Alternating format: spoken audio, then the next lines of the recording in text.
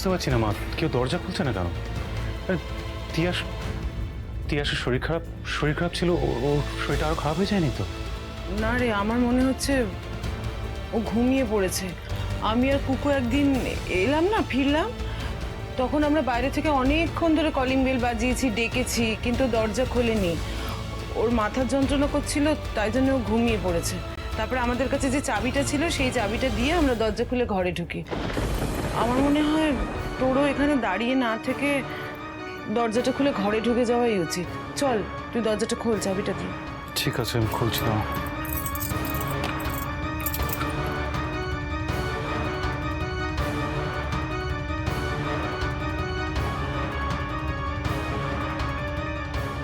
শোনো, একটু বসো। তিয়াস, তিয়াস, তিয়াস,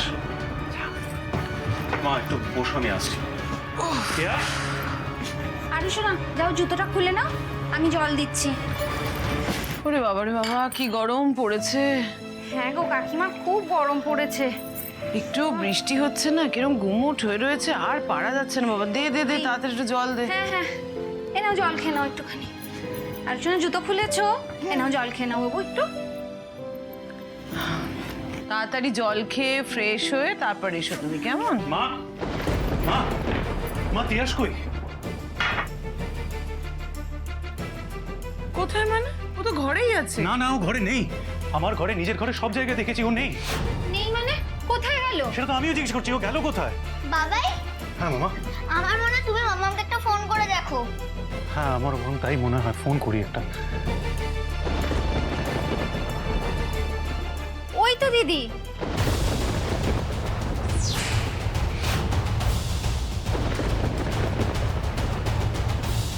সবাই তো আমার আগেই বাড়ি পৌঁছে গেছে। কি হয়েছে? তিয়াস, তিয়াস, তুমি কোথায় গেছিলে? তোমার ঘরে, আমার ঘরে সব জায়গায় দেখলাম, তোমাকে না পেয়ে আমি চিন্তায় পড়ে গেছিলাম। তিয়াস, তুমি বললে তোমার শরীর খারাপ, তুমি পার্টিতে গেলে না, তাহলে এখন আবার কোথায় গিয়েছিলে? হ্যাঁ, শরীরটা তো খারাপ ছিলই। আমি ঘরে শুয়েছিলাম তো, তারপরে কেমন একটা লাগছিল, তাই ভাবলাম ছাদে গেলে একটু ফ্রেশ এয়ার নিলে ভালো লাগবে শরীরটা, তাই ছাদে গেছিলাম।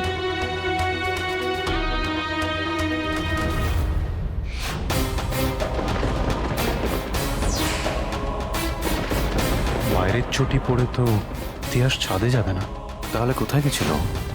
সত্যিটা বলছে না কেন?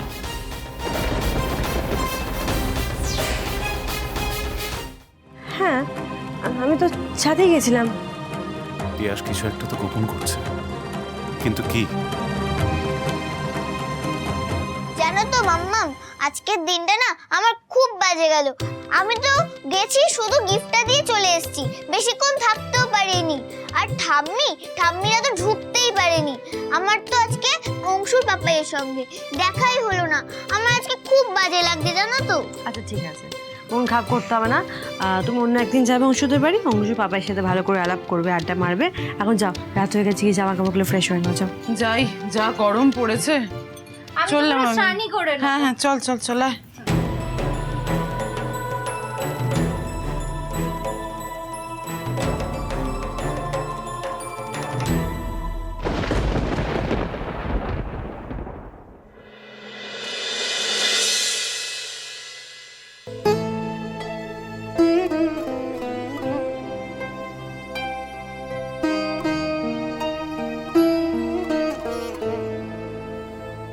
एक काम करती हूँ, मैं सबके लिए खाना लगाती हूँ, ठीक है? না কাকিমুনি, আমি খাবো না, আমার খাওয়ার ইচ্ছে নেই, তোমরা খেয়ে নাও। তোমার যে কারণে খেতে ইচ্ছা করছে না, আমারও সেই কারণে মুডও বয়ে আছে পাপাই। যখন থেকে তুমি বলেছো সুনয়না আন্টি আমাদের মাম্মাম নয়, তখন থেকে আমাদের কিচ্ছু ভালো লাগছে না।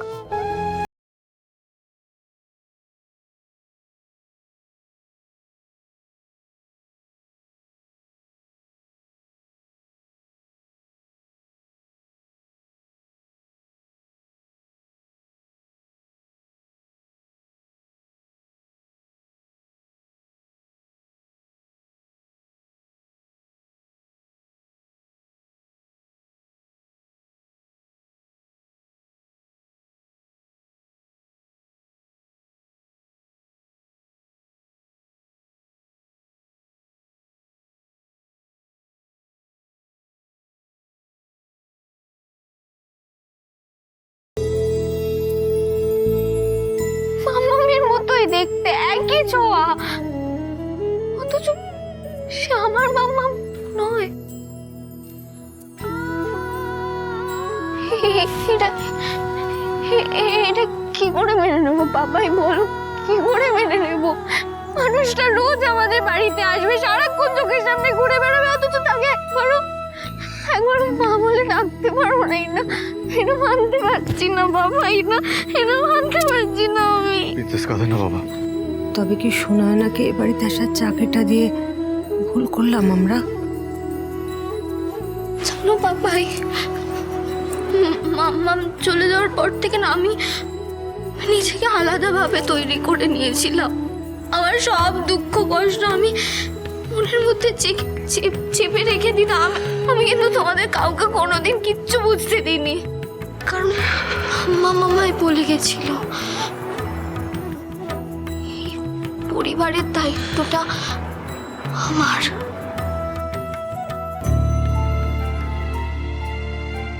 দেখ কেমন আমি নিজের পায়ে নিজের ওষুধ নিজে লাগিয়ে দিলাম। এখন তো মাম্মা নেই, আমাদেরকে তো স্ট্রং হতে হবে। মাঙ্কু, তোর মনে আছে মাম্মাম বলতো নিজের মনের কথা এইভাবে লিখে নৌকো বানিয়ে ভাসিয়ে দিলে সেই নৌকোটা গড়ের কাছে চলে যায়। আমিও লিখেছি মাঙ্কু, গড় যেন আমার মাম্মামকে আবার আমার কাছে ফিরিয়ে দেয়। কিন্তু সেই চিঠিটা না কোথায় গডের কাছে পৌঁছায়নি। পৌঁছালে আমাকে গড নিশ্চয়ই এইভাবে কষ্ট দিত না, বলো? আচ্ছা বাবা, আমি কিসের শাস্তি পাচ্ছি বলো তো? আমি তো কোনো অন্যায় করিনি, বলো? আমি কোনো ভুল করেছি কোনোদিন? কিসের শাস্তি পাচ্ছি আমি? আমি তো সবটা ভালো করতে চেয়েছিলাম বাবা, এটাও কেন হচ্ছে আমার সাথে এরকম?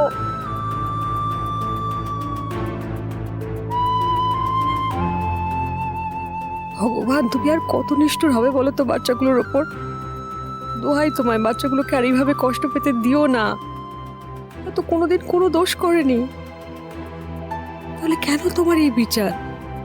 মাত্র বেটা, কোনো বাচ্চা কাঁদলে তার মায়ের ভালো লাগে না, মাত্র দর্শনা। আচ্ছা দর্শনা, এই বয়সে এসে আমার নাতি নাতনিদের চোখের জল দেখবো। আরো দেখি, এদিকে তাকাও, তাকাও, কাঁদে না মা এরকম করে। আচ্ছা দিদিয়া কি বলেছিল তোমার মনে নেই? পরিবারের যারা মেন তাদেরকে কখনো ভেঙে পড়লে চলে না। আচ্ছা তারা যদি ভেঙে পড়ে যায় তাহলে তো গোটা পরিবারটা ভেঙে পড়বে। তুমি কি সেটা চাও বলো? সেটা কি হতে দেওয়া যায় বলো?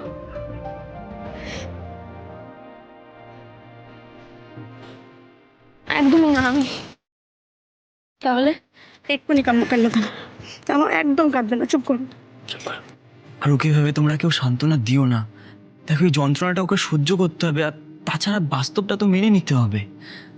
তাও ভালো মা বাবা জ্যাঠান কেউ এই ঘটনাটা জানে না, কেউ কিছু দেখলোই না। আমি তো বাড়িতে গিয়ে কাউকে কিছু বলতেও পারবো না।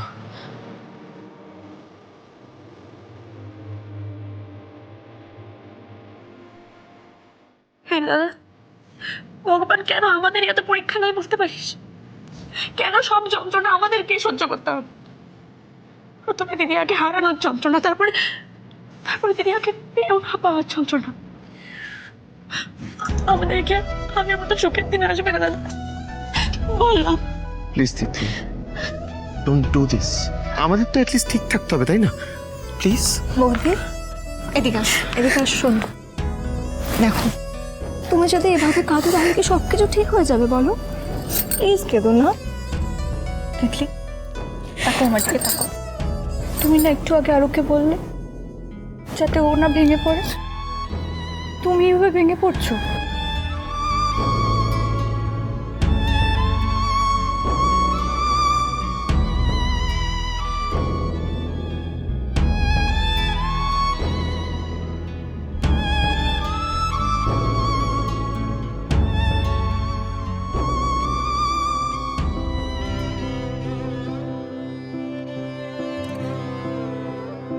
কাঁদছো কেন তোমরা? বাবান, অংশু, কাঁদবে না, একদম না। প্রিন্সেস, তুমি নিজেই তো তোমার ভাইকে একটু আগে বোঝালে যে হয়তো আজকে হয়তো এই ম্যাজিকটা হয়নি, কিন্তু তার মানে এটা নয় যে এই ম্যাজিকটা কোনোদিনও হবে না। হতেই তো পারে যে কোনো একদিন এটা সত্যি হলো, যে তোমাদের মাম্মাম এই বাড়িতে ফিরে এলো। হ্যাঁ, হতে পারে প্রিন্সেস। তোমাদের মাম্মাম একটা কথা বলতো জানো তো, মন থেকে গডের কাছে কোনোদিনও কিচ্ছু চাইলে, কোনো উইশ করলে সেটা ঠিক একদিন ফুলফিল হয়। তাই হয়তো গড ফেয়ারির মতন সুনয়না আন্টিকে এই বাড়িতে পাঠিয়েছে।